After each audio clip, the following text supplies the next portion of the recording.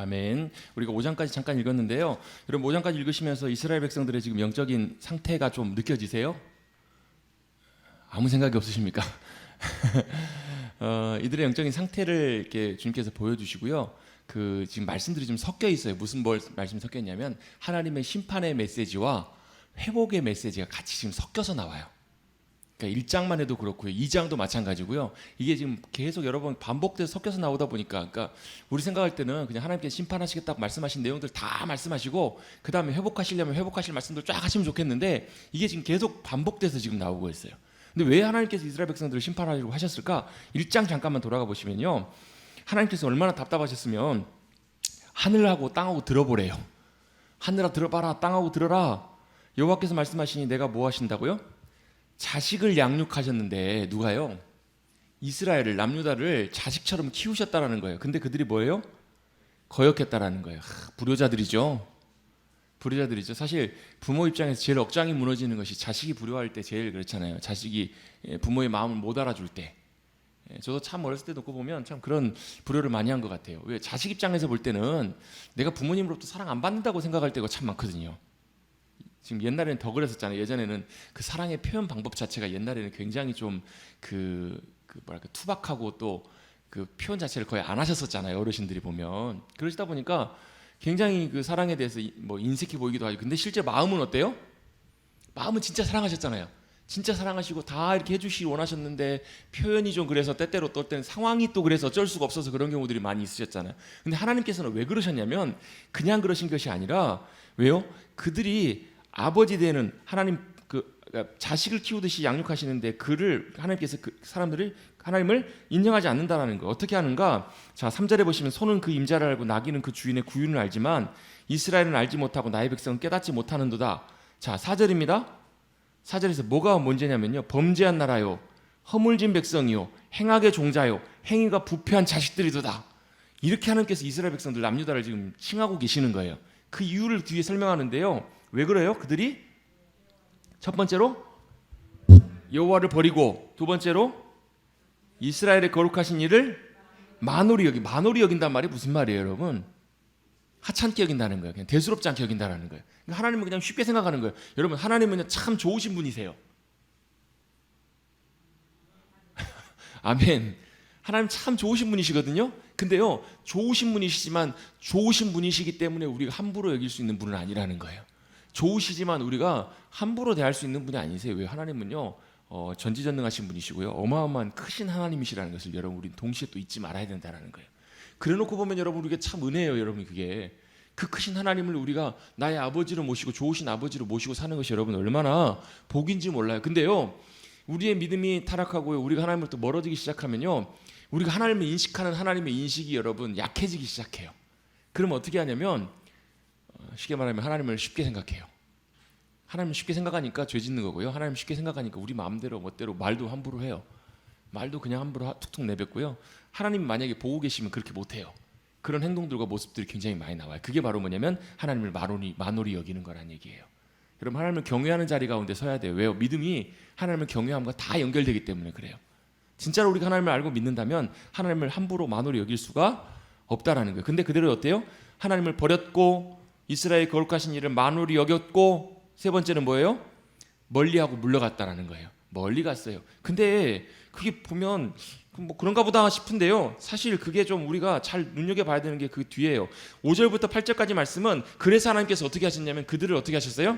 쉽게 말하면 혼내셨어요. 때리셨어요. 몽둥이를 드신 거예요. 어떻게 해요? 매를 드셨는데 더 맞으려고 폐역을 거듭하느냐. 여러분 그렇잖아요. 부모님들이 요즘은 이제 거의 이제 체벌을 때리는 체벌들을 거의 안 하시잖아요. 아이들 보면. 근데 옛날에는 뭐 비 오는 날 먼지 나도록도 많이 맞았잖아요. 우리가 보면요. 옛날에는 참 많이 뭐 자라오면서 많이 맞았어요. 근데 아이들 중에서도 보면요 그런 아이들 있잖아요. 좀 덜 맞는 애들이 있고 더 맞는 애들이 있어요. 뭐예요? 덜 맞아도 되는데 꼭 더 맞을 짓을 해가지고 더 맞는 애들이 꼭 있어요. 보면요. 어떤 애들이에요? 고집 세고 눈치 없고 자기 잘못한 것 인정 안 하고 자기 잘못한 거 모르고 이런 아이들 같은 경우는 더 맞아요. 이스라엘 백성들이 딱 그렇다라는 거예요. 더 맞으려고 폐역을 거듭하고 어떻게 해요? 머리가 병들었고 온 마음이 피곤하고 발바닥까지 머리부터 성한 곳이 하나도 없을 만큼 이미 그들이 잘못해서 하나님 앞에 많이 맞았다라는 거예요. 자, 하나님께서 왜 때리셨을까요? 왜 때리셨어요? 정신 차리라고, 돌아오라고. 여러분, 하나님께서 절대로 미워서 우리를 때리시는 분이 아니세요. 진짜로 미워서 우리를 때리셨으면 버리셨죠. 끝까지, 구약이 끝날 때까지 하나님께서 포기 안 하신다니까요. 그렇게 혼내고 때리고 머리끝부터 발끝까지 때려서라도 하나님께서 절대 포기 안 하세요. 왜요? 포기하셨으면 진작에 버리셨죠. 그냥 안 포기하신다니까요. 그러니까 말라기 1장에 나와 있는 그 말씀이 한편으로는 이해가 돼요. 언제 하나님이 우리를 하나님이 내가 너희를 얼마나 사랑했는 줄 알아? 그랬더니 하나님이 언제 우리를 그렇게 사랑하셨다고 그래요. 왜요? 맨날 맞았거든요. 맨날 맞고, 맨날 어떨 땐 집에서 쫓겨나가고 70년 동안 집에서 쫓겨나가지고 다른 나라에서 종살이 해야 될 때도 있었고, 혼날 때가 훨씬 많았거든요. 근데 왜요? 그 하나님의 마음을 알면, 어제 제가 그런 말씀 잠깐 드렸잖아요. 제가 말씀을 보다 보니까 그런 생각이 문득 들더라고. 하나님의 사랑을 언제요? 하나님이 우리에게 사랑을 베풀어 주시고 사랑의 언어와 사랑의 포옹으로 안아주실 때도 크게 느끼지만, 언제 더요? 우리가 혼날 때, 맞을 때 보면 하나님이 우리를 얼마나 사랑하시는지 더 깊이 경험하게 되더라고요. 그게 과학적인 게 아니라 하나님께서 우리를 왜 때리시는지 그 마음. 또 여러분, 부모가 자식을 혼내고 몽둥이를 들 때, 때릴 때 그 심정이 여러분 어때요? 아싸 신난다, 스트레스 풀자, 이렇게 때리는 부모는 병원 가야 됩니다. 감정적으로 자녀들을 체벌하는 것도 사실 굉장히 좋지 않아요. 그런데 그게 아니라 정말로 자식을 사랑하기 때문에 자식을 위한 마음으로 객관적인 자리에서 자식을 혼낼 때는요, 부모의 마음이 더 찢어지잖아요. 여러분, 부모의 마음이 더 아프잖아요. 여러분, 그 마음 다 경험해 보셨잖아요. 여러분, 아니 기분 좋았고 때리셨어요? 스트레스 푸신 거 아니시잖아요. 여러분, 그 마음 있잖아요. 자식 때릴 때 그 마음, 자식 혼낼 때 그 마음, 또 때리고 나서 돌아설 때 여러분 그 마음이 기분이 좋으시든가? 여러분 기분이 어떠세요? 최동식 집사님 어떠세요? 이러셔. 하나님 마음이 어떠셨겠냐고요. 하나님은 더 마음 아파하시고 더 괴로워하시고 다시 더 슬퍼하셨을 거예요. 근데 그렇게 하시면서까지도 하셨던 이유가 뭐예요? 내가 너희 아버지다, 내가 너희 하나님이다. 이걸 하나님께서 그들이 깨닫고 돌이키고 돌아오기를 원하셨던 거예요. 그렇게 맞고도 정신을 못 차려요. 머리부터 발끝까지 성한 곳이 하나도 없어요. 그것을 짜매며 기름으로 부드럽게 함을 받지 못했어요. 그 말은 무슨 얘기예요? 상처를 위로받지 못했다는 거예요. 그래서 나중에 하나님께서 언제요? 그들을 다시금 포로로부터 돌아오게 하실 때는요, 이렇게 처음 말씀하세요. 이사야 40장 1절에 내 백성을 위로하라. 이건 뭐예요? 그 상처를 싸매라는 거예요. 그 아픈 상처들을 주님께서 회복하게 해주시겠다라는 거예요. 아멘. 이게 주님의 본심이세요. 본심. 그래서 여러분, 하나님의 심판과 징계는요, 하나님을 사랑하는 백성들에게는요 양면이에요. 또 이 뒤에 뭐가 있냐면요, 하나님의 회복과 새롭게 하심이 있어요. 여러분, 우리 몇 장이죠? 아까 보다가 그 말씀 1장 뒷부분에 보시면 하나님께서 왜 그들을 치셨냐면요, 왜 하나님께서 그들을 혼내셨냐면 24절 25절에 보시면 뭐 하시겠다고요? 찌꺼기를 잿물로 씻듯이 녹여서 청결하게 하며 내 혼잣물을 다 제하여 버리고, 처음처럼 그렇게 주님께서 다시 회복하실 거라고요. 이게 하나님의 심판과 경고의 메시지의 사실은 원래 목적이고 의도라는 거예요. 시온은 정의로 구원함을 받고 그 돌아온 이들은 공의로 구속함을 받을 것이다. 언제요? 나중에 회복시키실 때, 나중에 돌아오게 하실 때, 그때가 있다라는 거예요. 여러분, 하나님께서 우리를 징계하실 때 여러분 감사하십시오. 왜요? 사랑하시는 자를 징계하세요. 그리고 어떻게 하시려고? 우리를 더 정결하게 하시려고, 우리를 더 온전하게 하시려고, 우리를 더 새롭게 하시려고. 그래서 어떻게 해요? 원래 하나님께서 만드시고 계획하셨던, 의도하셨던 그 모습으로 세워가시려고요. 어떻게 해요? 시온을 그렇게 만드시고 돌아오는 자들을 그렇게 회복하셔서 어떻게 해요? 악한 자들, 하나님을 버린 자는 다 멸망할 것이지만, 하나님 말고 다른 것 의지하는 것들은 다 없어질 것이지만, 하나님께서 돌아오게 하실 그때. 그래서 여러분, 선지서를 읽을 때요, 그때, 그날에, 그 후에, 말일에, 이런 표현들을 읽으실 때 보면요, 그때는 딱 두 가지예요. 그날이 언제냐면 여호와의 날이거든요. 하나님의 날인데, 하나님의 날은 두 가지예요. 뭐냐면 하나님을 의지하지 않는 이들에게는, 돌아오지 않는 이들에게는 심판과 경고예요. 아니, 심판과 멸망이에요. 그건 끝이에요. 두 번째 뭐냐면, 여호와의 날은요, 그럼에도 불구하고 주님께로 돌아오고 주님을 신뢰하는 이들에게는 그날이 승리이고 회복이고 갚으시는 보복의 날이 되는 거예요. 이게 예언서로는 또 중요한 큰 틀이에요. 죄송합니다. 제가 이걸 일목요연하게 잘 정리해서 말씀드리면 좋은데요, 그냥 두서없이 이렇게 말씀드린 걸 여러분 용서하십시오. 어차피 여러분 정리해서 다 말씀드려도 잊어버리실 거잖아요. 그러니까 두서없이 말씀드리면서 그런 게 있나 보다 그렇게만 아시고, 다음에 궁금하시면 다시 한번 돌려보십시오. 그날에, 말일에, 그날이 무슨 날이에요? 주님이 회복하실 날이에요. 그래서 그날을 주님께서는 계획하시고 꿈꾸시고 원하고 계신다는 거예요. 왜요? 그들이 그렇게 됐으니까, 그들이 그런 상태 속에 있으니까. 자, 그러면서 다시 8절로 돌아가 보시면 다 주님께서 황폐하게 만들어 버리셨다라는 거예요. 7절부터 보시면 7절에 보면 너희 땅은 어떻게 됐다고요? 황폐하게 됐다고요. 그래서 여러분 땅이 두 종류가 있다고 아까 제가 말씀드리다가 새끼를 했잖아요. 아까 저 땅이 두 종류가 있어요. 뭐가요? 물된 동산과 같은 땅이 있어요. 이건 에덴 동산이 하나님의 나라예요. 또 한 땅은 뭐예요? 황무한 땅이에요. 황폐한 땅이에요. 간조한 땅이에요. 이게 대비적으로 정확하게 나오는 게 예레미야 17장에 나와요. 예레미야 17장 5절부터 8절까지 정확하게 나와요. 하나님을 의지하지 않는 자들은 광야의 황폐한 땅, 간조한 땅이에요. 그래서 좋은 날이 오는 걸 보지 못해요. 근데 하나님을 신뢰하고 의지하는 자는 어떤 땅이 되냐면요, 가뭄이 들어도 마르지 않아요. 그 땅이 어떤 땅이에요? 내게 샘솟는 기쁨이 넘쳐나는 그 땅, 복 있는 자, 시냇가에 심기운 나무와 같은 그 삶, 그게 바로 뭐예요? 하나님의 땅, 하나님의 나라, 하나님이 함께 하시는 복된 은혜라는 거예요. 근데 그게 안 된다라는 거예요. 황폐한 땅이 되게 하실 거라는 얘기예요. 왜요? 그 땅을 정결케 하시기 위해서 다 쓸어버리시는 거예요. 다 밀어버리시고 다시 뭐 하시겠다고요? 남은 자를 통해서, 그 구루터기를 통해서, 거룩한 씨앗들을 통해서 다시 심으시고 다시 시작하시겠다. 이게 하나님의 계획이신 거예요. 여러분요, 하나님은요 때때로 정말 귀하고 좋으신 분이시지만 한편으로 때때로 하나님 앞에서는, 하나님의 그 계획 앞에서는요, 하나님 때때로 어떨 때는요 굉장히 사실은 매몰차고 무서울 만큼 엄격하신 분이세요. 무슨 말이냐면, 하나님은 아니다 싶으면, 더 이상 안 되겠다 싶으시면요 다 그 갈아엎어버리시고 다시 시작하시는 분이세요. 노아의 홍수 때 그러셨고요. 또 하나님의 성전, 그러니까 예레미야 앞부분을 좀 나누면서 나눌 텐데, 예레미야 시대 때 왜 하나님의 백성들, 이스라엘 백성들이 예레미야의 말을 안 들었냐면요, 예레미야 예언의 말씀들을 왜 안 들었냐면 이유가 있어요. 뭐 때문에 그러냐면, 그들은 뭘 믿었냐면 하나님의 약속을 믿었어요.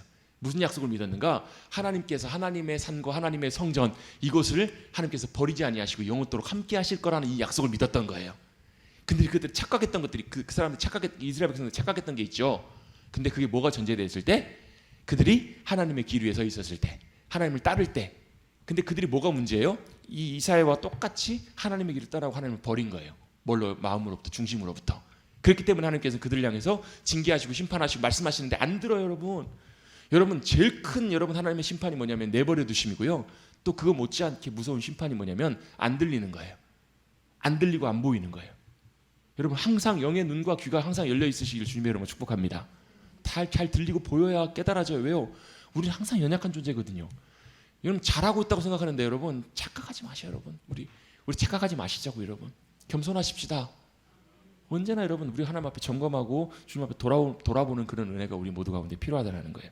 그게 아니면 하나님께서 우리를 어떻게 해요? 다시 쓸어버리시고 다시 시작하신다는 거예요. 교회도 마찬가지예요. 여러분, 우리는요 하나님이 세우신 교회이기 때문에, 하나님의 교회니까 영원할 것 같죠? 예, 하나님의 교회만 영원해요.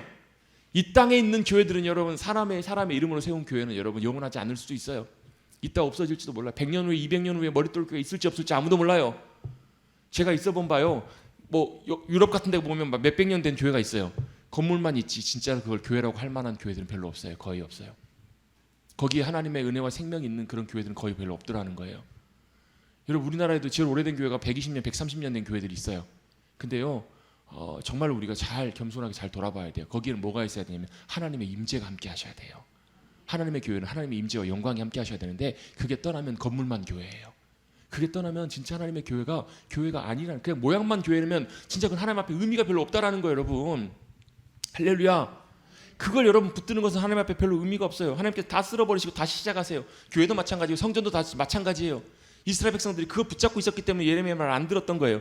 근데 하나님께서는 다 쓸어버리세요. 그러면서 뭐라고 말씀하시냐면 10절입니다. 너희 소돔의 관원들아, 여호와의 말씀을 들어라. 너희 고모라의 백성들아, 우리 하나님의 법을 귀를 기울이라. 누굴 향해서 말씀하고 계세요? 유대인들에게 말씀하시는 거예요. 유대인들을 뭐라고 말씀하시냐면 소돔과 고모라의 백성이라고 말씀하세요. 여러분, 소돔과 고모라가 어떤 땅인가요?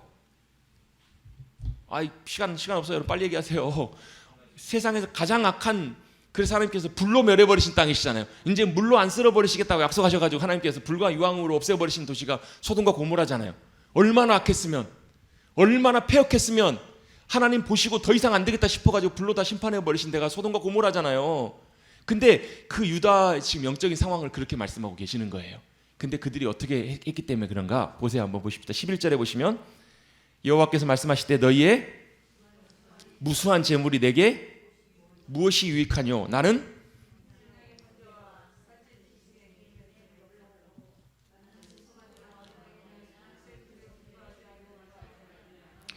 너희가 내 앞에 보이러 오니 이것을 누가 너희에게 요구하였느냐? 내 마당만 밟을 뿐이니라. 헛된 재물을 다시 가져오지 말라. 분향은 내게 가증히 여기는 바요. 월삭과 안식일과 대회로 모이는 것도 그러하니 성회와 아울러 악을 행하는 것을 내가 견디지 못하겠노라. 내 마음이 너희의 월삭과 정한 절기를 싫어하나니 그것이 내게 무거운 짐이라 내가 지기에 곤비하였느니라. 자, 여러분 이게 무슨 의미일까요? 그 당시 이사야 당시에요. 하나님께서 소돔의 백성들아, 고모라의 백성들아, 소돔의 관원들아, 소돔의 리더들아 이렇게 말씀하시고 하나님께서 그들을 머리끝부터 발끝까지 성한 곳이 없을 만큼 혼내시고 때리셨는데 그들을 더 혼내시겠다고 말씀하신 이유가 뭐예요? 왜 그래요? 그들은요 예배 잘 드리고 있었어요. 얼만큼 그랬냐면 무수한 제물을 하나님 앞에 드렸어요. 월삭, 절기, 그 말은 무슨 얘기냐면 월삭 예배, 새벽 예배, 금요 예배, 수요 예배. 제가 처음에 이렇게 머리 뚫기 왔을 때 제가 일주일에 몇 번 설교하는가 한번 봤더니 한 13번인가 14번씩 설교하더라고요.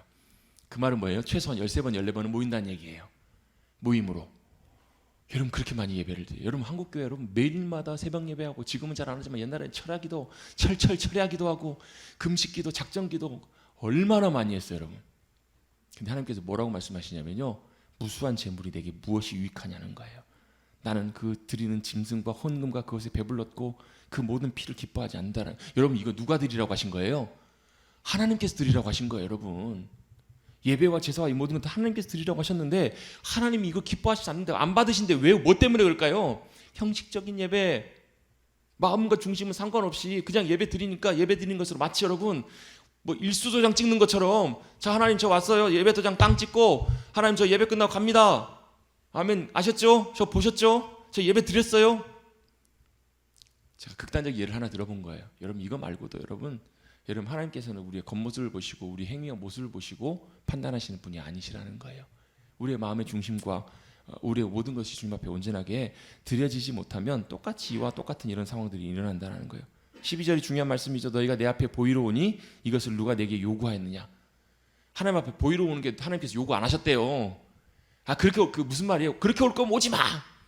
나중에 보면 그런 말씀이 나와요. 뒤에 보면요, 누가 성전 문을 좀 못을 좀 박아버렸으면 좋겠다고. 아 예배드리는 교회 문을요 누가 앞에다 못을 박아가지고 못 들어오게 막아버렸으면 좋겠다. 이게 누가 하신 말씀이에요? 하나님께서 하신 말씀이라는 거예요. 여러분 이거 우리 잘 귀 기울여서 들어야 돼요 여러분. 이게 여러분 이사야 시대만 말씀하신 것이 아니라 지금의 시대에 우리에게도 똑같이 하시는 말씀이에요. 여러분 이건 비단 예배만 말씀하시는 것이 아니라 우리의 믿음의 삶과 모든 부분들에 다 관계된 부분들이라는 거예요 여러분. 여러분 우리의 겉모습, 우리의 그거 여러분 사실 하나님 입장에 보실 때는 별로 중요하지 않아요. 다른 사람들이 우리를 어떻게 보는가 그거보다도요 하나님께서 우리와 우리의 중심을 어떻게 보시는가 그게 더 중요해요. 여러분 성령님께서 우리의 심령을 비춰주셔서 우리의 영적인 상태들을 잘 깨닫게 하시고 돌이킬 것 돌이키고 버릴 것 버리고 주님 앞으로 온전하게 주님의 기쁨으로 드리며 나오시는 우리 모두가 되어야 될 줄로 믿습니다. 여러분 예배 드릴 때 마당만 밟고 들어가지 마십시다 여러분. 예배는 뭐 하는 거라고요? 주님 앞에 나오는 거라고요. 주님을 사모해서 주님 앞에 나오는 거라고요. 그럼 예배 드리고 가는 건 뭐예요? 주님의 존전에서 주님의 영광을 보고 주님 만나고 주님 음성 듣고 돌아가는 것이 예배 드리는 거라고요. 여러분 정말 주님 기뻐하신 예배 드리시기를 원하신다면 여러분 그렇게 열망하시고 사모하십시오. 그리고 돌아보십시오. 내가 예배 드리는 순간마다 상황마다 내가 어떤 모습으로 어떻게 주님 앞에 나가고 있는지, 또 내 예배가 어떠해야 되는지 정말로 그걸 여러분 점검해 보시고요. 여러분 만약에 오늘 우리가 드리는 예배가 인생의 마지막 예배라면 여러분 예배 어떻게 드리실래요? 어떻게 드리실래요? 그거 여러분 뭐 생각할 것도 없이요. 우리가 드리는 예배를 받으시는 주님은요 여러분 정말로 귀하신 분이시고 놀라우신 분이세요. 위대하신 분이세요. 사실 우리가 예배를 드릴 수도 없을 만큼 귀하신 분이신데 그분 앞에 우리가 주님의 은혜로 나아가는 것이라면 여러분 우리의 믿음과 우리 영적인 삶과 예배를 잘 점검하고 주님 앞에 온전하게 나가야 될 줄로 믿습니다. 우리의 모든 드리는 제물, 뭐 월삭, 절기 이건 우리 지금으로 말하면 뭐 여러 가지 드려지는 모든 예배들 그 모든 것들이 다 피곤하다라는 거예요. 이제 주님 싫으시다라는 거예요. 왜요? 형식적인 예배니까 그냥 매번 반복되는 그냥 그런 예배에 불과하니까 하나님이 전혀 기뻐하시지 않으신다는 거, 원하시지 않는다는 거. 근데 문제는 뭐예요? 이스라엘 백성들이 우리 예배 잘 드리고 있으니까 재물 많이 드리고 있으니까 나중에 뒤에 보면 이런 표현도 나와요. 원방에서 저 먼 땅에서 뭐 향품을 가져오고요. 이방 저기 뭐죠? 저 먼 곳에서 또 뭐 시바에서 막 향품을 가져오고 원방에서 막 예물도 갖고 와서 드려요. 그 말이 무슨 얘기냐면 그 당시 여러분 그 막 이디오피아, 인도 이런 데서 막 귀한 향품을 가져와서 하나님 앞에 드렸다라는 거예요. 뭐 교회 예물 드리는데 막 몇 억짜리 파이프 오르간 하나님 앞에 헌물하고요. 막 대리석, 이태리산 대리석을 뭐 요즘은 이태리산 대리석 잘 안 쓰죠. 뭐 옛날에 막 앞에다 화려한 샹들리에를 달고 그거 여러분 하나님 전혀 원하시는 것이 아니라는 거예요. 여러분 그거 자체가 문제가 아니라요. 아 그거 드리면 하나님께서 기뻐하시겠지 이게 아니라는 거예요. 여러분 그 당시에 왜 그렇게 드렸으니까 이사야 예레미야 시대에 예배를 그렇게 드렸다니까요. 아 우리는 하나님께서 막 이렇게 화내시고 막 마음 아파하시고 심판과 경고를 메시지를 말씀하시니까 아 이들이 진짜 신앙생활 제대로 안 했나 보다, 신앙생활 엉망으로 했나 보다 생각하기가 참 쉽거든요. 근데 여러분 그 면면을 따져 듣고 들어가 보면요 전혀 그렇지가 않아요. 어쩌보면 그들이 지금 우리보다 어쩌면 훨씬 더 열심히 열정적으로 신앙의 모습으로는 훨씬 더 잘했을지도 몰라요. 왜요? 그만큼 열심히 있었거든요. 근데 그 열심이 어디서부터 온 거냐면 그 마음의 중심에 탐심이 있었어요. 예레미야 보면 그들이 그렇게 했던 이유가 뭐냐면 하나님 앞에 그렇게 열정적으로 헌신하고 예배드렸던 이유가 뭐냐면 하나님 때문에가 아니라 자신들의 욕심과 탐심 때문에 그랬다라고 성경은 말씀하세요. 왜요? 하나님은 우리의 마음의 중심을 보고 계세요. 여러분 우리가 이사야를 통해서 우리에게 말씀하고 계시는 것처럼 우리의 마음과 중심을 보시는 하나님 앞에 우리의 마음을 온전하게 드리며 나갈 수 있도록 우리의 삶과 우리의 중심과 모든 것들을 주님 앞에 조정하고 나가시는 저와 여러분 되시기를 다시 한번 주님의 이름으로 축복합니다. 하나님께서 그 예배가 너무너무 싫으시다는 거예요. 여러분 우리가 드린 예배가 하나님께서 정말 싫어하신다면 차라리 우리 여러분 예배 그냥 안 드려야 돼요. 여러분 그게 오히려 어쩌면 주님 더 기뻐하실지 몰라요. 여러분 우리 코로나 때문에 잠깐 우리 모여서 드린 예배들이 잠깐 중단된 적들 있잖아요. 그럴 때 여러분들이 그런 얘기 하세요. 아 목사님 예배에 대한 너무 예배 드리고 싶었어요. 여러분 그때만이 아니라 여러분 매 순간순간마다 여러분 그런 주님을 향한 열망과 주님을 향한 겸손한 온전한 주님의 은혜를 의지해서 나가는 그런 주님을 사모하는 예배에 대한 열망 이런 것들이 우리 모두 가운데 회복될 수 있게 되기를 바랍니다. 그게 여러분 우리의 살 길이에요. 그게 우리에게 너무너무 중요한 부분들이에요. 여러분 생각나실 때마다 우리 머릿돌교를 위해서 기도하실 때 그런 예배의 은혜가 예배의 영광들이 회복될 수 있도록 또 많이 기도해 주시기를 부탁을 드립니다. 정말 필요해요. 그런 예배가 우리 가운데 드려질 때요. 그걸 알아요. 우리가요. 예배드리는 모든 사람들이 그걸 알아요. 뭘 아는가? 하나님의 영광의 임재가 우리 가운데 함께하고 계시다는 걸 알고요. 그 주님 앞에 우리의 영혼이 반응하는 것을 알거든요. 여러분 그런 예배를 주님께서 기뻐 받으신다는 것을 꼭 기억하시고 여러분 우리가 주님께로 돌아가십시다. 어떻게 우리의 마음의 중심으로부터 또 뒤에서 나오는 내용들이 있죠. 15절 16절에 보시면 기도를 안 들으신대요. 왜 기도를 안 들으시는가? 너희의 손에 피가 가득하다라는 거예요. 이게 뭐예요? 소 잡아서 피가 가득한가요? 아니죠. 악한 행동들, 악독들, 사람들에게 악한 행동들을 하고 여러분 살인하지 말라. 살인 안 하셨죠? 살인 많이 하시잖아요. 맨날 마음으로. 여러분 얼마나 많이 말로 얼마나 많이 여러분 피를 우리 손에 많이 묻히냐고요. 그걸 주님께서 보신다라는 거예요. 아무리 우리가 주님 앞에 헌신하고 작정하고 금식한다고 할지라도 우리의 믿음의 중심과 또 뭐가요? 우리의 삶의 순간순간들 우리의 삶이 주님 앞에 드려지는 그런 거룩한 예배로 드려지지 못하면 그래서 선행을 배우며 정의를 구하며 학대받는 자를 도와주며 고아원을 위하여 신원하며 과부를 위하여 변호하라 이렇게 말씀하셨는데 그 길과 반대의 길들을 살아간다면 하나님께서 우리의 기도를 들으시지 않을 뿐더러 우리의 삶과 우리의 예배와 우리의 믿음과 모든 것들을 기뻐하시지 않는다라고 주님께서 말씀하고 계시는 거예요. 그래서 어떻게 하라고요? 그 자리로부터 돌아오라는 거예요. 그래서 돌아오면 어떻게 해요? 너희가 그래서 돌아오라. 오라 우리가 변론해보자. 우리가 서로 얘기해보자. 그래서 주님 앞에 믿음으로 나와서 우리의 연약함과 죄악과 우리의 악한 것들을 주님 앞에 아뢰면 우리의 죄가 조금 같을지라도 눈과 같이 희할 것이고 진홍같이 붉을지라도 양털 같게 해주시겠다라고 주님 말씀하고 계시는 거예요.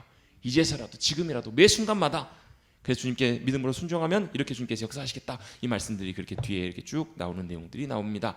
그래서 하나님께서 회복하시는 그날의 2장 2절에 보시면요. 말일에 보면 하나님께서 회복하실 그때가 오면 어떻게 하시겠다고요? 하나님의 성전으로 하나님의 산으로 모든 이들이 다 만방이 모여들 거란 얘기예요. 예루살렘으로. 그래서 그곳에서는 어떻게 해요? 오라 우리가 여호와의 산에 오르며 야곱의 하나님의 전에 이르자. 그가 그의 길을 우리에게 가르치실 것이고 우리는 그 길로 행하리라. 하나님께로 나갈 수 있는 길이 열려요. 여러분 시편 84편 말씀해 보면 시온의 대로가 있는 자, 그 마음에 시온의 대로가 있는 자가 복이 있다라고 말씀하시잖아요. 그 말씀 기억나시죠? 집에 가서 찾아보십시오. 시편 84편 갖고 우리 꽃들도라는 찬양이 시편 84편의 말씀을 많이 인용을 해갖고 고백하거든요. 또 중요한 말씀 중에 하나가 그 마음에 시온의 대로가 있는 자가 복이 있다. 시온의 대로가 있다라는 것은 무슨 얘기냐면요. 하나님의 임재의 보좌 앞으로 나갈 수 있는 길이 마음에 열려 있는 거예요. 주님 앞에 나갈 수 있는 길이 보여주고 열려지는 거예요. 여러분에게 여러분의 심령 속에 여러분 그 길이 열려져야 돼요, 여러분. 그래서 그 주님 앞에 믿음으로 나갈 때 기쁨으로 나가는 거예요. 왜요? 하나님의 말씀이 시온의 보좌로부터 나오고 하나님의 말씀이 예루살렘부터 나오기 때문에 그게 말씀이 들려지고 나오면 살아요. 하나님의 말씀이 들려지고 보여지면 여러분 우리의 심령이 회복돼요. 우리뿐만 아니라 우리의 삶의 자리가. 그래서 전쟁이 사라지고요. 그래서 주님께서 놀랍게 역사하시는 은혜들이 놀랍게 이루어진다라는 거예요. 반대로 여러분 12절입니다. 12절 말씀에 보시면 대저 만군의 여호와의 날. 자, 여호와의 날은 뭐라고요? 말일, 마지막 때, 그날에, 그때 하나님의 날이 다 같은 표현입니다.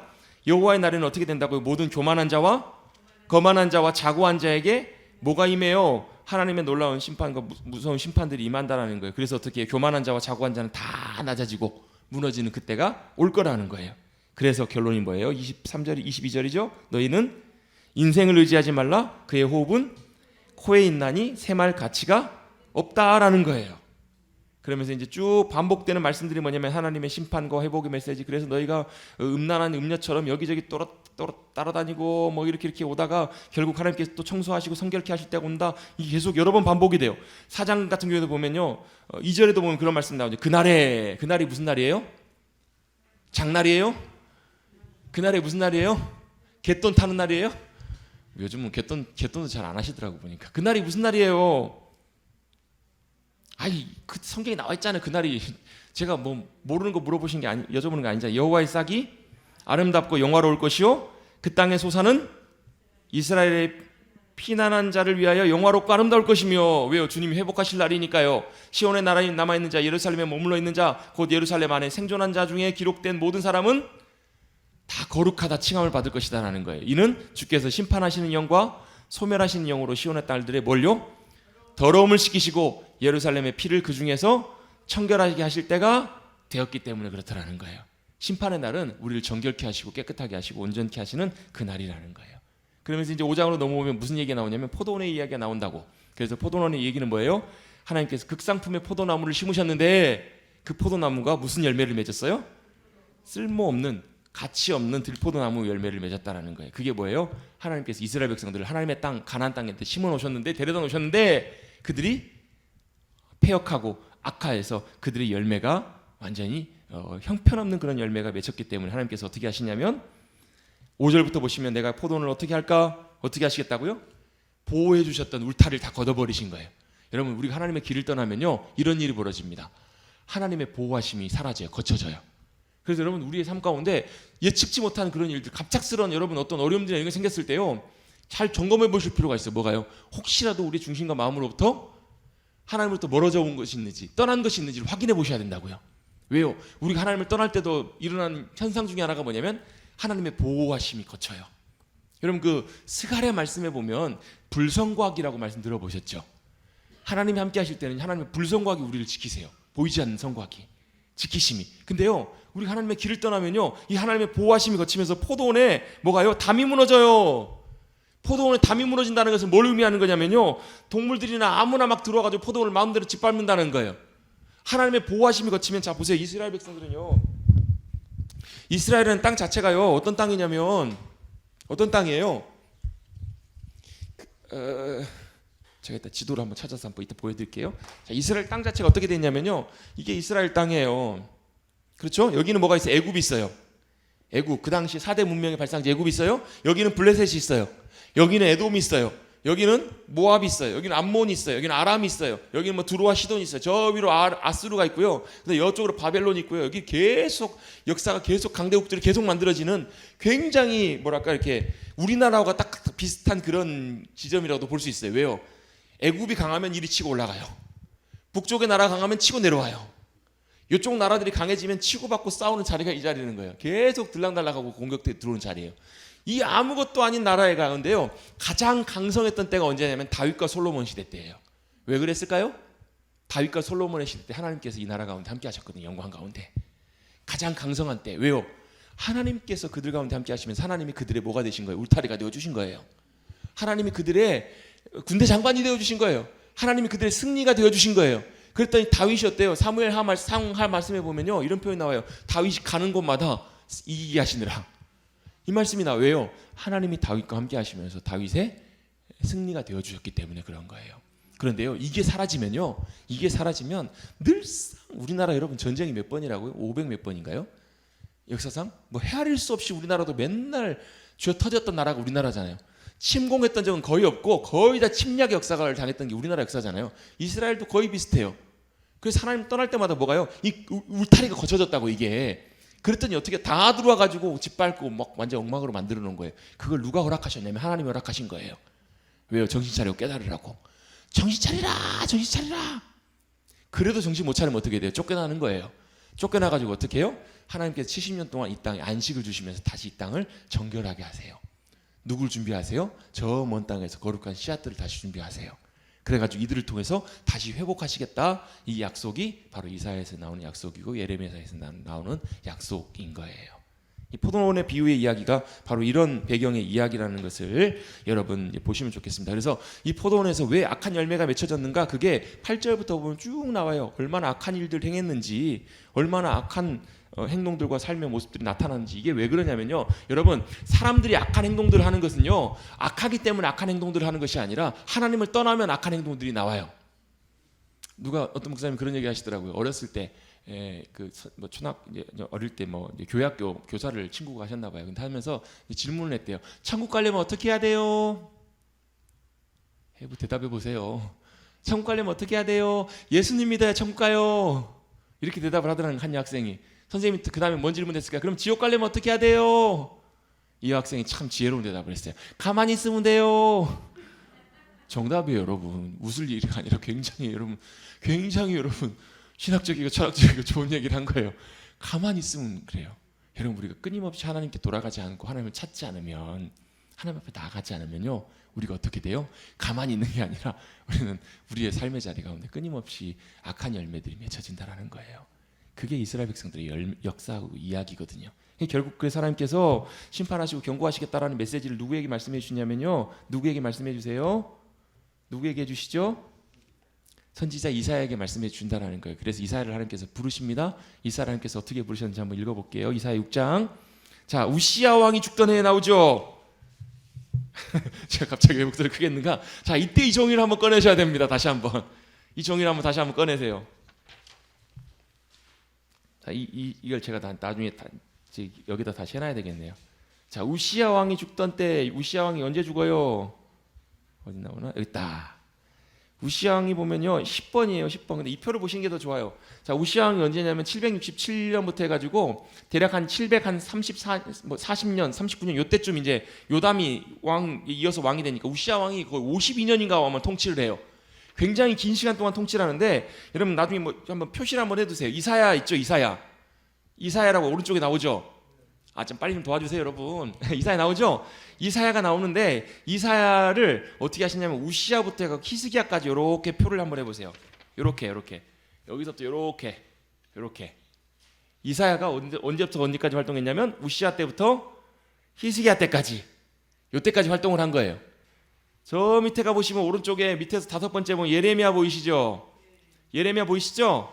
예레미야는 언제부터냐면 요시야 때부터 남유다 멸망까지 이렇게 한번 줄을 그어놓으세요. 요시야 때부터 남유다 멸망까지. 요시야 중반 때부터 활동을 하기는 해요. 요시야 뒷부분부터. 어쨌든 간에 요시야 때부터 이렇게 남유다 멸망까지. 뒤에 밑에 보시면 에스겔 나오죠? 밑에서 두 번째 에스겔은 언제부터인가? 느부갓네살 2차 침공 있죠? 그때부터 뒤에 끝에까지 이렇게 활동하는 겁니다. 제가 나중에 표를 다시 한번 그려드릴게요. 여기는 지금 표가 안 나와 있으니까. 자, 히스기야 왕 때까지 활동했던 사람이 누구냐면 이사야인데, 지금 오늘 6장은 언제 시작하냐면 우시야 왕이 죽던 해입니다. 아셨죠? 우시야 왕이 죽던 해에 어떤 일이 벌어지는가? 이사야가 성전에 하나님 앞에 예배하러 나아가는 장면이 나옵니다. 우리 이사야 6장 말씀 같이 한번 읽어봅니다. 이사야 6장 준비됐나요? 6장. 우시야 왕이 죽던 해에 내가 본즉 주께서 높이 들린 보좌에 앉으셨는데 그의 옷자락은 성전에 가득하였고 서랍들이 모시고 섰는데 각기 6날개가 있어 그 둘로는 자기의 얼굴을 가리었고 그 둘로는 자기의 발을 가리었고 그 둘로는 날며 서로 불러 이르되 거룩하다 거룩하다 거룩하다 만군의 여호와여, 그의 영광이 온 땅에 충만하도다 하더라. 이같이 화답하는 자의 소리로 말미암아 문지방의 터가 요동하며 성전의 연기가 충만한지라. 그때 내가 말하되 화로다 나여 망하게 되었도다. 나는 입술이 부정한 사람이요 나는 입술이 부정한 백성 중에 거주하면서 만군의 여호와이신 왕을 배웠음이로다 하였더라. 그때 그 서랍 중에 하나가 부젓가락으로 제단에서 집은 바 핀 숯을 손에 가지고 내게로 날아와서 그것을 내 입술에 대며 이르되 보라, 이것이 내 입에 닿았으니 내 악이 제하여졌고 내 죄가 사하여졌느니라 하더라. 내가 또 주의 목소리를 들으니 주께서 이르시되 내가 누구를 보내며 누가 우리를 위하여 갈까 하시니, 그때 내가 이르되 내가 여기 있나이다 나를 보내소서 하였더니 여호와께서 이르시되 가서 이 백성에게 이르기를 너희가 듣기는 들어도 깨닫지 못할 것이요 보기는 보아도 알지 못하리라 하여 이 백성의 마음을 둔하게 하며 그들의 귀가 막히고 그들의 눈이 감기게 하라. 염려하건대 그들이 눈으로 보고 귀로 듣고 마음으로 깨닫고 다시 돌아와 고침을 받을까 하노라 하시기로 내가 이르되 주여 어느 때까지니까 하였더니 주께서 대답하시되 성읍들은 황폐하여 주민이 없으며 가옥들에는 사람이 없고 이 토지는 황폐하게 되며 여호와께서 사람들을 멀리 옮기셔서 이 땅 가운데 황폐한 것이 많을 때까지니라. 그 중에 10분의 1이 아직 남아있을지라도 이것도 황폐하게 될 것이나 밤나무와 상수리나무가 배임을 당하여도 그 거루터기는 남아있는 것 같이 거룩한 씨가 이 땅의 거루터기니라 하시더라. 아멘. 자, 이 말씀은 유명한 말씀을 제가 몇 번 설명을 드렸기 때문에 뭐 조금은 이제 이해가 되실 거예요. 두 개 중요한 사건이 나옵니다. 하나는 뭐냐면 성전에 들어갈 때 하나님의 영광의 옷자락이 성전을 다 덮고 있는 걸 봐요. 하나님 앞에 나갔을 때 어때요? 화로다, 이제 나는 망하게 됐다, 죽게 됐다라는 거예요. 그럴 때 하나님께서 어떻게 해요? 이사야의 입술에 제단에 핀 숯을 천사가 가져와 가지고 잎을 대주면서 부정한 것이 어떻게 됐다고요? 정하게 되었다. 내 악이 제하여졌고 내 죄가 사하여졌다라고 말씀해 주시는 거예요. 여러분, 우리는 그대로 하나님 앞에 있는 그대로 나가면 죽을 수밖에 없는 죄인이에요. 근데 뭐가요? 하나님의 사하시는 그 사죄함의 용서가 우리 가운데 임하면 주님 앞에 영광 앞에 나갈 수 있는 거예요. 예수님께서 십자가의 보혈의 피로 우리를 정결케 해준 줄로 믿습니다. 그게 보혈의 능력이잖아요. 그래서 그 보혈의 능력을 힘입어서 어떻게 우리는 영광의 보좌 앞에까지 나아가야 돼요. 여러분, 더 가까이 나가기를 사모하십시오. 간절히 좀 원하셔서 여러분 그 주님의 보좌 앞에 더 가까이 나가기를 원하는 열망과 좀 사모함들이 좀 있었으면 좋겠어요. 우리 안에. 이사야가 그걸 본 거예요. 성전에 들어올 때 어찌 보면 다른 나라는 안 그랬을지 모르지만 특별한 경험했을지 모르지만 우리는요 항상 주님 앞에 나올 때마다 이런 사모함을 갖고 나왔으면 좋겠어요. 주님, 주님의 영광을 보게 해주십시오. 왜요? 그 앞에 주님의 영광을 보면요 우리는요 우리의 인생과 삶 가운데 놀라운 경험들을 하게 돼요. 여러분, 우리는 주님 만나는 순간순간마다 놀라운 기적과 역사하심들을 경험할 줄로 믿습니다. 우리 생각하는 기적과는 달라도요 뭐가요? 우리가 변해요. 야곱이요 야복강에서 하나님을 만났을 때, 주님을 배웠을 때 누가 변했어요? 야곱이 변했어요. 바울이 다메섹 도상에서 주님을 만났을 때 다메섹 도상에서 바울이 변해요. 여러분은 주님의 영광을 볼 때마다 누가 변하냐면 우리가 변해요. 그래서 영광에서 영광으로. 여러분, 우리의 삶이 연약하고 부족하시다고 많이 느끼시잖아요. 주님이 진짜 원하시는 것은 그게 전부가 아니에요. 여러분, 우리가 뭐 하기를 원하시냐면 주님의 영광 가운데 그 주님의 영광을 보고 우리가 변화되기를 원하시는 거예요. 여러분, 그렇게 이사야처럼 나아가십시다. 아멘. 이게 첫 번째 사건이라면 두 번째 사건은 뭐예요? 그 이사야가, 주님을 만난 이사야가, 그 하나님 앞에 서 있는 이사야에게 주님께서 이렇게 말씀하십니다. 누가 나를 보내고 누가 나를 위해서 갈고? 그랬을 때 8절에 그때 내가 이르되 내가 여기 있사오니 나를 보내소서, 이렇게 말씀하고 있다고요. 이게 여러분, 그래서 뭐 우리 선교사님들 파송할 때 이 찬양 많이 하잖아요. 또 우리가 파송의 노래 부를 때 이 찬양 많이 해요. 주님, 내가 여기 있사오니 나를 보내소서. 어디로 가실래요? 아골골짝 빈들에도 쟤를 보내소서. 나 말고 저 사람 보내소서. 누가 간다고요? 여러분, 우리가 가십시다. 내가 가십시다. 아멘을 왜 안 하세요? 갈수록 작아지네, 아멘 목소리가. 가시기 다 싫으신가 봐요. 이사야는 나를 보내소서라고 말씀하세요. 근데요, 중요한 게 뭐라고, 왜 보내시냐는 거예요. 그 메시지가 뒤에 나와요. 메시지가 뭐냐면 9절 10절입니다. 하나님께서 들어도 듣지 못하게 하시고 보아도 보지 못하고 깨닫지 못하게 하시겠다라는 거예요. 왜요? 듣지 못하고 깨닫지 못해서 돌이키지 못해서 심판하시겠다라는 거예요. 어떻게 보면 이게 매몰찬 하나님 그냥 왜 그러실까 싶은데요, 하나님이 그만큼 사실 이 악과 이 상황에 대해서 진노하고 계시는 거예요. 그래서 이걸 깨끗하게 정결케 하시겠다는 하나님의 결연한 의지를 보여주시는 거예요. 그래서 하나님께서 깨끗하게 다 뭐 하시겠다고? 쓸어버리시겠다고요. 쓸어버리시고 심판하시겠다고. 그랬더니 이사야가 11절에 아니 주님, 언제까지 그렇게 하시겠습니까? 그 말이 무슨 얘기예요? 아니 주님, 용서 안 해주실래요? 이런 말이에요. 그냥 다 100% 쓸어버릴 때까지 그렇게 하시겠다는 말씀이십니까? 그랬더니 뭐라고 말씀하시냐면 성읍들은 황폐하고 주민들이 없으며 가옥들에는 사람들이 없고 이르기는 토지는 황폐하게 되며 여호와께서 사람들을 멀리 옮기셔서 이 땅 가운데 황폐한 곳이 많을 때까지 옮기시겠다라는 거예요. 언제예요?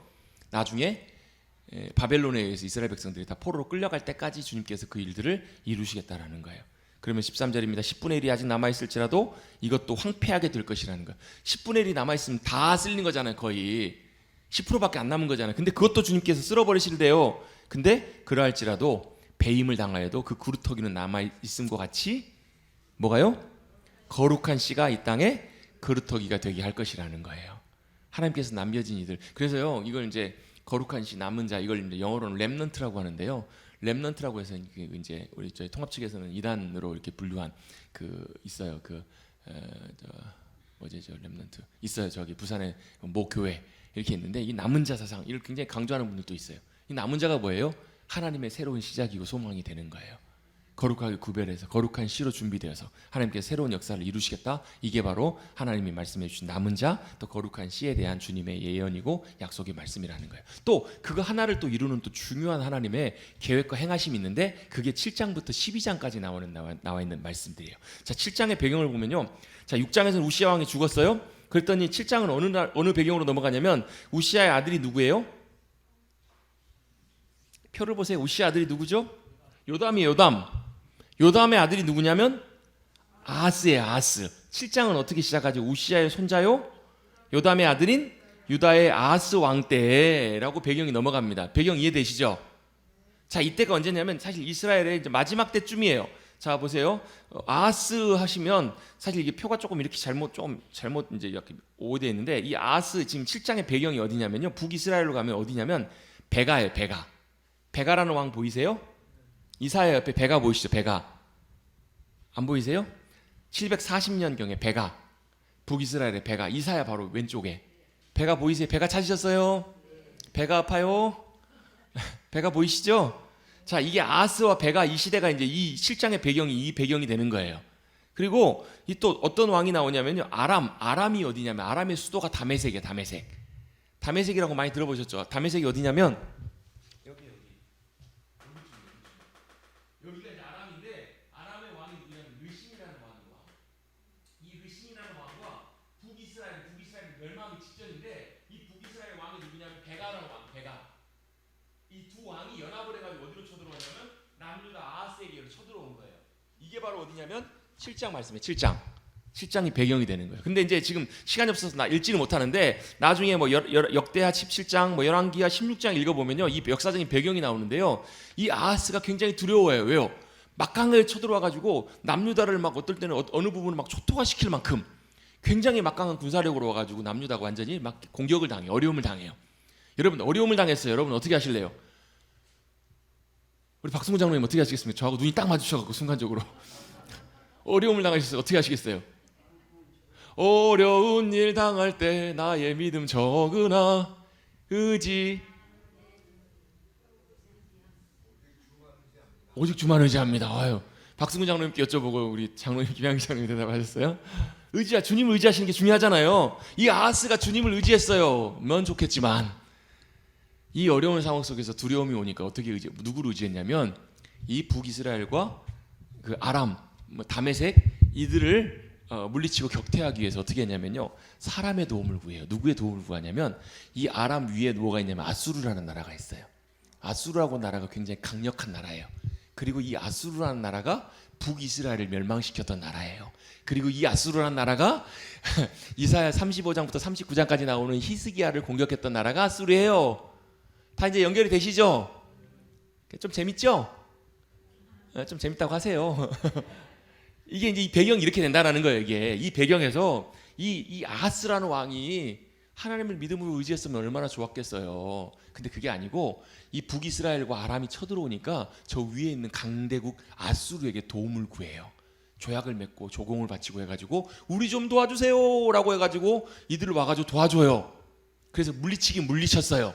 근데 물리쳤는데 이게 큰 화가 돼요. 오히려 이거 물리친 것 때문에요. 베가 다음에 왕이 누구예요? 북이스라엘이 호세아잖아. 호세아가 북이스라엘의 마지막 왕이에요. 이 호세아 때 북이스라엘이 완전히 멸망을 당해요. 이게 어찌 보면 직접적인 건 성경에 나오진 않지만 이게 빌미가 돼가지고 무너지게 되는 굉장히 결정적인 이유가 됐다라는 거예요. 그때 누가요? 그때 하나님의 종 이사야 선지자가 누구를 찾아가냐면 아하스를 찾아가요. 그래서 어디서요? 세탁가 그게 뒤에 나오나? 그 부분을 거기 나오죠. 윗못 수도 끝 세탁자의 밭 큰 길에 나가서 아하스를 만나라고 3절에 나오죠. 아하스를 만나는 거예요. 왜? 뭐 하려고요? 하나님의 말씀을, 하나님의 예언을, 하나님의 경고를 전하려고 아하스를 만나러 가요. 아하스를 만나러 가서 뭘 해요? 이렇게 말씀하고 있는 거예요. 4절에 너는 삼가며 조용하라. 르신과 아람과 르말리아의 아들이 심히 노할지라도 그들은 뭐라고요? 연기나는 두 부직갱이와 같다라는 거예요. 부직갱이가 뭐예요? 불에 타다가 그 있잖아요. 하는 거 그래요. 이제 타다남은 그걸 얘기하기도 해요. 연기 나는 다 타다남은 쉽게 말하면 재 같은 거라는 얘기예요. 걱정할 필요가 하나도 없다라는 거예요. 불처럼 달려오는 것처럼 보이지만 두려워하지 말라. 부직갱이 그루터기에 불과하니까 두려워하지 말고 낙심하지 말라. 여러분, 두려워하고 낙심하고 있는 것은요, 불신입니다. 여러분, 이게 불신이 왜 무섭냐면, 왜 중요하냐면요, 불신, 아까 오늘 새벽에 제가 말씀 나눴나요? 한 목사님이 중학교 때 아버지 앞에서 한숨을 쉬었더니 아버지가 굉장히 혼을 내시면서 좀 서운해 하시더라고. 왜 내가 있는데 왜 낙심하고 왜 이렇게 이사야 7장. 잠깐만 기다려. 왜 그러냐는 거예요. 왜요? 불신, 두려워한다라는 것은요, 신뢰하지 못하기 때문에 그런 거예요. 아버지 앞에서 한숨을 쉰다라는 것은 아버지 입장에서는 참 서운할 일이잖아요. 근데 여러분, 우리는 하나님 앞에서 맨날 한숨 쉬잖아요. 항상 두려워하잖아요. 왜요? 주님을 신뢰하지 못하고 있기 때문에. 그래서 이사야가 뭘요? 두려워하지 말라는 거예요. 염려하지 말라. 그들은 두려워할 게 아니다. 바로 아람과 에브라임과 르말리아의 아들이 악한 꾀로 너를 대적하여 이르기를 우리가 쳐서 취하자. 그리고 우리 마음대로 쉽게 말하면 꼭두각시 왕을 세우자. 이게 6절이에요. 근데 주님 뭐라고 말씀하시냐면 그 일은 일어나지 못할 거란 얘기예요. 주님이 허락하시지 않을 거란 얘기예요. 그러면서 주님께서 65년 내, 사실 65년 내라고 말씀하고 있는데 저도 잘 이해는 안 되는데, 사실 북이스라엘 멸망하는 게 65년이 안 걸려요. 한 20-30년 정도밖에 안 걸려요. 왜요? 이때가 언제냐면 그 베가가 740년인데 이 북이스라엘은 722년에 멸망하거든요. 한 10여 년밖에 안 걸려요. 그러니까 정확하게 말씀의 의도는 저도 잘 모르겠어요. 근데 어쨌든 간에 그 나라가 분명히 무너질 거라고 분명히 말씀하세요. 그 나라가 굳게 서지 못할 것이다. 이렇게 말씀하시면서 이사야가 그 말씀에 대한 징조를 구하라고 아하스에게 요구를 해요. 하나님의 징조를 구해라. 그랬더니 뭐라고 그래요? 아하스가 아니 나는 하나님 앞에 징조 안 구하고 하나님 시험 안 하겠다고. 이게 보면 좋은 믿음인 것 같은데 오히려 반대예요. 오히려 하나님을 신뢰하지 않겠다라는 거예요. 안 믿겠다라는 거예요. 그랬더니 이사야가 어떻게 해요? 정신 차리고 들어라. 정신 차리고 잘 들어라. 하나님을 괴롭게 하지 마라. 작은 일로 여겨서 괴롭게 하지 말라. 이거 그냥 허투루 듣지 말라. 그러면서 뭐라고? 14절입니다. 14절 같이 한번 읽어봅니다. 시작.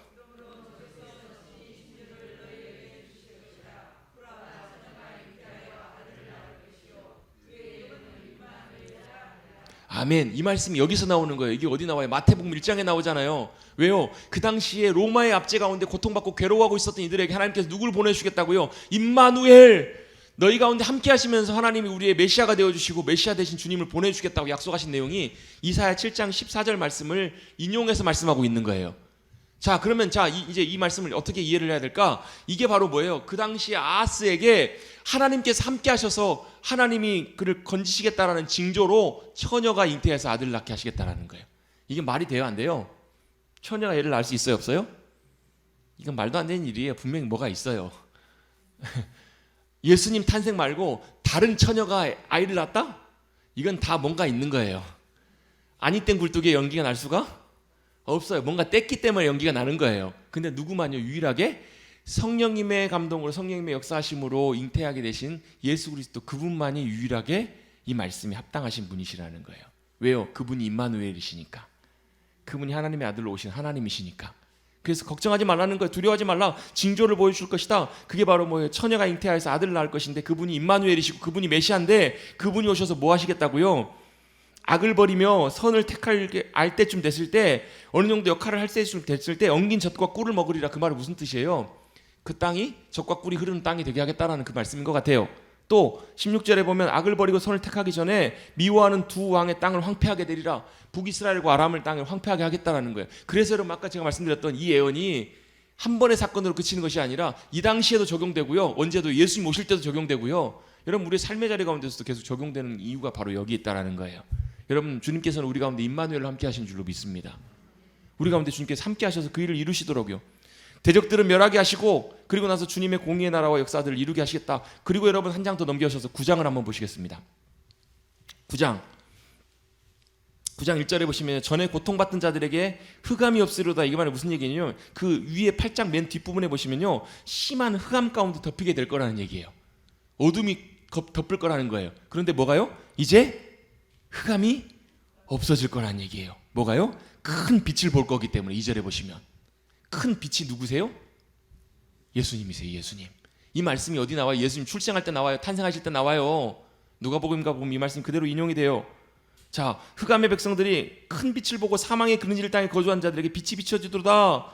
이러면서 주님께서 그 나라를 다시금 회복시켜 주시고 멍에와 모든 채찍과 막대기를 다 주님께서 걷어가시고 모든 것들을 주님께서 제거하신 다음에 6절입니다. 6절도 한번 같이 한번 읽어볼까요? 시작. 이는 한 아기가 우리에게 낳고 한 아들을 우리에게 주신 바 되었는데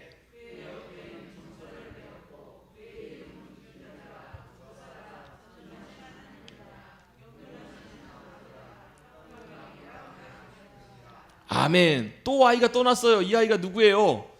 아까 나온 그 아이예요. 7장에 나온 그 아이예요. 누구세요? 임마누엘로 오실 예수 그리스도 메시아. 그분이 오셨는데 이번에는 어떻게 오세요? 그 어깨에는 정사를 메었어요. 통치 권세. 기묘자라 모사라 놀라우신 분이시라는 거예요. 모사는 뭐냐면요. 그거예요. 보혜사 카운슬러. 그 원더풀 카운슬러예요. 기묘자라 모사. 놀라우신 분이시고 그분이 우리의 조력자가 되어준다는 헬퍼가 되어준다는 헬퍼. 코치가 되어주신대요. 요즘으로 말하면 멘토가 되어주신대요.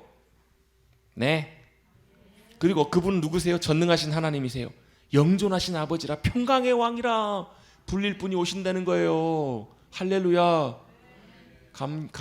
감격스럽지 않으세요, 여러분? 그 주님이 우리 가운데 오셔서 뭘 하신다고요? 그 땅을 온전하게 회복하시고 이루신다라는 거예요. 그래서 오셔서 하시는 게 뭔가 정사와 평강의 더함이 무궁하며 다윗의 왕자. 이건 여러분 설명드렸으니까 좀 이해가 되시죠? 다윗의 왕자가 왜 나오는지, 또 그의 나라에 군림하여 그 나라를 굳게 세우고 지금 이후로 영원히 정의와 공의는 하나님의 지준과 뜻이에요. 하나님의 나라가 임한다는 거예요. 그것을 보존할 것이라 만군의 여호와의 열심히 이를 이루실 거란 얘기예요. 누구의 열심이요?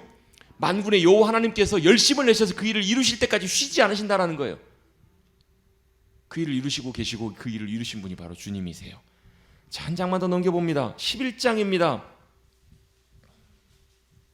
그래서 10장 뒷부분에 보면 주님께서 그날에 돌아오게 하실 거라는 말씀들이 또 나와요. 회복의 말씀들이 10장 20절부터 보시면요. 그날에 이스라엘의 남은 자와 야곱의 피나는 자가 주님 앞에 돌아와서 주님을 의지하게 될 거라는 거예요. 그래서 주님께서 회복하시고 놀랍게 역사하실 텐데, 그리고 대적들은 멸하실 텐데 11장 1절부터 보시면 우리 잘 아는 말씀이죠. 1장 1절 2절 말씀 같이 한번 읽어봅니다. 시작.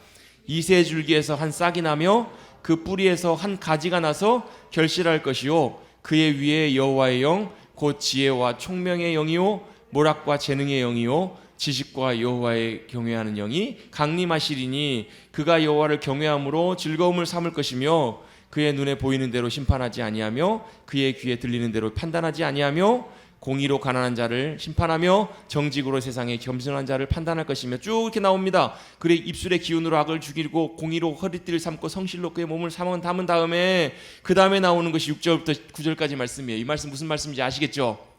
뭐가 나와요? 사막에 샘이 넘쳐 흐르리라. 하나님의 나라가 온전하게 회복될 그때가 올 거라는 얘기예요. 그 일을 누가 이루신다고? 이새의 뿌리로 오시는. 그래서 여러분 성경에 보면 예수님이 나사렛 예수시라는 말씀이 나오잖아요. 나사렛이라는 말이 구약에는 안 나와요.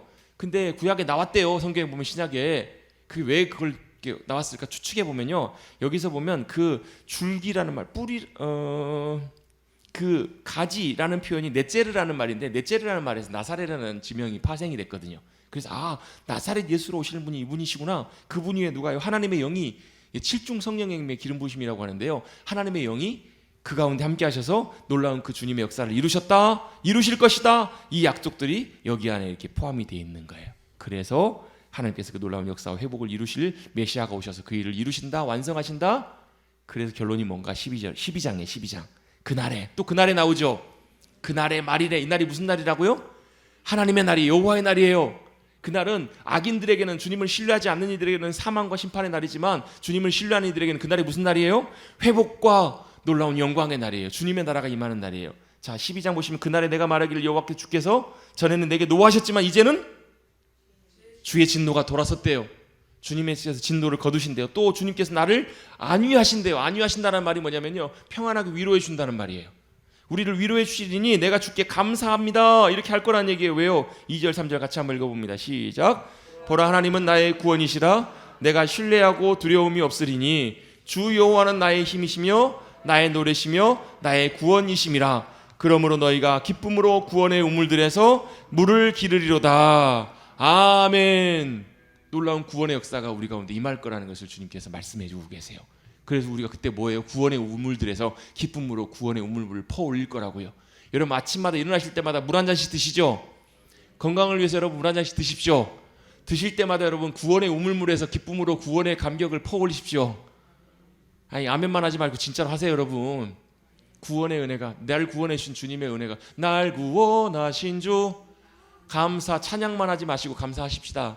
왜요? 주님의 구원의 역사하심들을 주님이 이루시기 위해서 누가 오셨다고요? 처녀가 잉태하여 아들을 낳으리니. 누가 오셨다고요?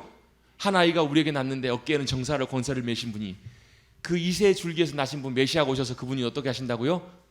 온 땅을 다스리시고 통치하시고 회복하실 그날이 올 거라고요. 할렐루야. 그 놀라운 구원의 역사를 주님께서 약속하고 계시는 거예요. 이게 여러분 이사야 전반부의 처음 앞부분에 나오는 한 단락이에요. 자, 여기에서 보면 어떻게 보면 이사야의 중요한 부분들을 많이 담고 있어요. 왜요? 하나님이 왜 화가 나셨는지, 왜 진노하시는지. 왜요? 그들은 겉으로는 신앙생활 잘하고 있었어요. 기도도 잘하고요. 여러분 예수님이 바리새인들을 그렇게 책망하시잖아요. 왜요? 지금 바리새인들이요 이 시대로 와가지고 신앙생활하면요 정말로 최고로 인정받는 신앙인이 될 거예요. 쌀 한 톨도 빠지지 않고 11조를 주님 앞에 드려요. 얼마나 열심히 특심인지 몰라요. 근데 주님은 뭘 보시고 계세요? 중심을 보고 계시는 거예요. 그들을 향해서 뭐라고 말씀하시냐면 회칠한 무덤들이라고 말씀하세요. 여러분 우리의 믿음이 회칠한 무덤이 안 되기를 간절히 바랍니다. 뭐예요? 겉은 누가 봐도 정말 대단해요. 누가 봐도 존경받을 만해요. 근데 뭐예요? 중심이 어떠냐가 주님 앞에 더 중요한 거예요. 우리의 예배와 우리의 믿음과 삶이, 그리고 또 뭐가요? 그것을 통해서 우리에 나타나는 삶의 열매들이 주님이 기뻐하시는 삶으로 온전하게 돌이켜져야 될 줄로 믿습니다. 그게 안 됐기 때문에 주님께서 답답해 하시면서 뭘 말씀하시는 거예요? 심판과 주님의 징계를 말씀하시는 거예요. 왜요? 다 쓸어버리시고 다시 정결케 할 때가 오실 거란 얘기예요. 그게 여러분 이제 예레미야 에스겔에 나올 텐데요. 그게 뭐냐면 하나님께서 우리에게 주실 새 언약이에요. 새 언약. 예레미야하고 에스겔을 이해할 때 굉장히 중요한 또 개념이 있는데, 새 언약이에요. 새 언약. 새 언약이 뭐예요? 새 언약을 여러분 한자로 한번 해보세요. 새 신을 신고, 신, 약속, 약, 신약이 새 언약이에요. 새 언약. 그 신약이 어디 나오냐면요 예레미야에 나오고 에스겔에 나와요. 모르셨죠? 제가 옛날에 설교할 때도 몇 번 나누긴 했는데 뭐 몇 년 전의 일이니까 뭐 다 기억을 못하셔 정상이죠. 그게 새 언약이라는 얘기예요. 새 언약. 다시 새롭게 하신다라는 거예요. 그 내용은 우리 예레미야 에스겔 나올 때 함께 다루도록 하고요. 자, 7장부터 우리 다시 한번 말씀을 읽으면서요. 아, 하나님께서 이렇게 구원하시고 이렇게 하나님 나라를 역사하시기를 원하셨구나. 그 말씀을 한번 쭉 다시 한번 우리 한번 읽어보고 살펴보도록 하겠습니다. 자, 조금만 힘내셨어요. 우리 7장부터 준비되셨죠? 할 것입니다. 아멘. 12장까지 우리가 읽었습니다. 일단 12장까지 내용을 가지고 우리가 앞에 우리 쭉 이사야에 대해서 나왔던 내용들을 이렇게 좀 축약적으로 정리해 볼 수가 있고요. 13장부터는 좀 내용이 좀 달라집니다. 무슨 내용으로 달라지냐면요. 12장까지는 하나님께서 남유다 백성들을 향해서 경고하시고 심판하시는 메시지들이 쭉 나왔는데요. 13장부터는 뭐가 나오냐면 이방 열방들에 대한 하나님의 경고와 예언과 심판의 메시지가 나와요. 대략 한 24장 정도까지가 그 내용들이 나오거든요. 그러니까 뭐 주변에 여러 나라들이 있었는데 왜 나오냐면요. 자 보세요. 하나님께서 그 남유다 이스라엘 백성들, 하나님의 자녀들을 하나님께서 말을 안 들어요. 아비 말을 안 듣는다 그러잖아요. 아버지가 양육하셨는데도 말을 안 듣는다고 우리 1장에 나왔잖아요. 처음에 말을 안 들어갖고 어떻게 해요? 때려요. 때리는 그 하나님의 징계의 그 도구 중에 하나가 뭐냐면 열방이에요. 열방.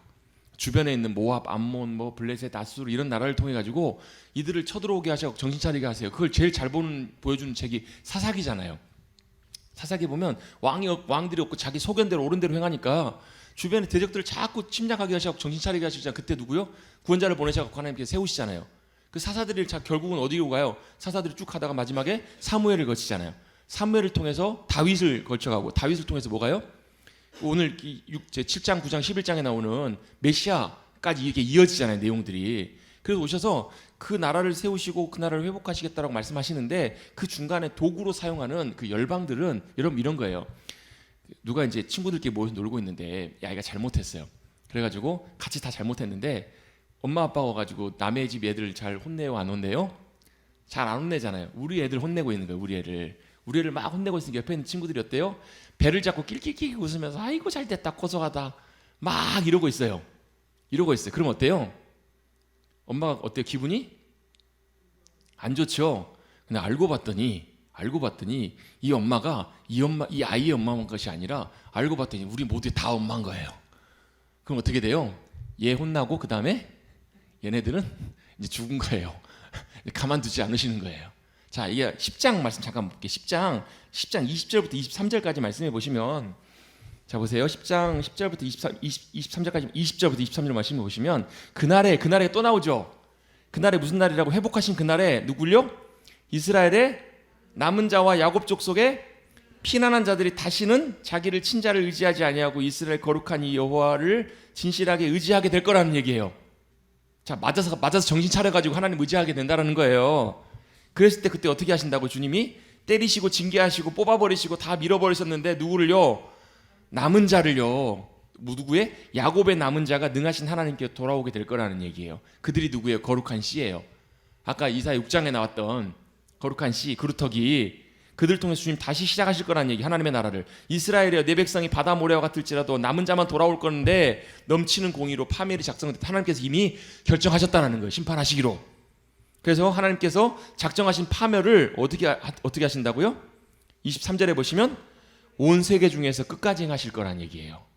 자, 이스라엘만 혼내시는 것이 아니라 여러분, 이스라엘이 혼나면요, 다른 열방들은, 하나님께서 이스라엘을 10대 때리시면 다른 열방들은 100대씩 맞아야 돼요. 더 혼나야 된다라는 거예요. 그래서 꼭 여러분 선지서에 보면요, 오늘 이사야 같은 경우에는 13장부터 나오고요, 뭐 예레미야 같은 경우에는 40장 뒷부분에 나오고요, 에스겔 같은 경우에 보면 20장 때 보면 뭐가 꼭 나오냐면 열방에 대한 예언과 심판의 메시지가 꼭 나와요. 꼭.